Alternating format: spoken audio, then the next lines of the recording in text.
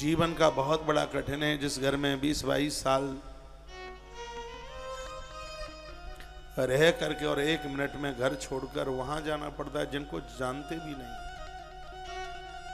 तो दूसरे ही हैं, उनके घर में एडजस्ट होना, सबकी सुन लेना, जिंदगी में इससे कठिन काम नहीं हो सकता। जो बेटियों की कदर नहीं समझते, घर में बहुओं की कदर नहीं समझते, उन्हें मैं एक सूत्र देना चाहूंगा। वो तो दूसरे की बेटी जिंदगी भर के लिए आपके घर की बहू बन करके आ गई, तुम अपने बेटे को 6 महीने के लिए ही ससुराल भेज देना और कहना वहीं रहना, 6 महीना आना नहीं है, पता लग जाएगा। मैं तो मिनटों अपने बच्चे से अलग नहीं होते। उस माँ बाप जी को पूछ लीजिए जो अपनी कन्या से हमेशा हमेशा के लिए अलग हो गए, टूट गए। बेटी के विवाह से पहले पिता बहुत युवा रहता है, कभी भी अनुभव करके देखो।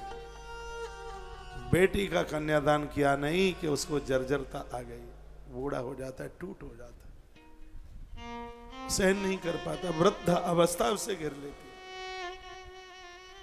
शरीर झुक जाता है। कन्याओं को विवाह करने के बाद वो सहन नहीं होता है। बेटी को विदा करना बहुत मुश्किल, बहुत कठिन काम। बेटी के जन्म से लोग बहुत ज्यादा खुश नहीं होते, पैसा खर्च करना पड़ेगा इसलिए नहीं, घर से बेटी को विदा करना बहुत मुश्किल काम, बहुत कठिन काम। आज माता जानकी की जिस समय विदाई हो रही थी, आंख में आंसू चल रहे थे। जानकी का विलाप सुनकर के प्रभु राम भी रो पड़े। से पुराण में लिखा है, पार्वती माता की विदाई हो रही थी तो रुद्रा रोदहा शब्द लिखा है, शिव खड़े खड़े रो रहे थे।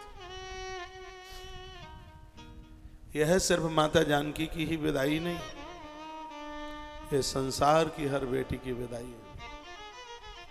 इस कन्या के आंसुओं की परख समझो, इसकी वैल्यू समझो, इसकी कीमत समझो।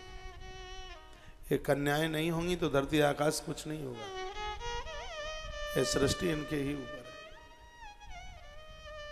ये शक्ति है, ये परिवार को, घर द्वार को, सबको संभाले हुए।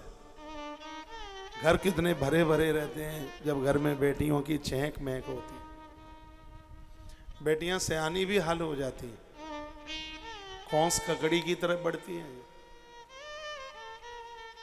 मैंने कुछ समय पहले बेटियों को देखा, कुछ समय के बाद आया तो पता लगा, रे बेटी की शादी भी हो गई, हाल ही बड़ी हो गई सयानी। ये तो कुछ दिनों की मेहमान है आपके घर की, तरस जाओगे इससे मिलने के लिए।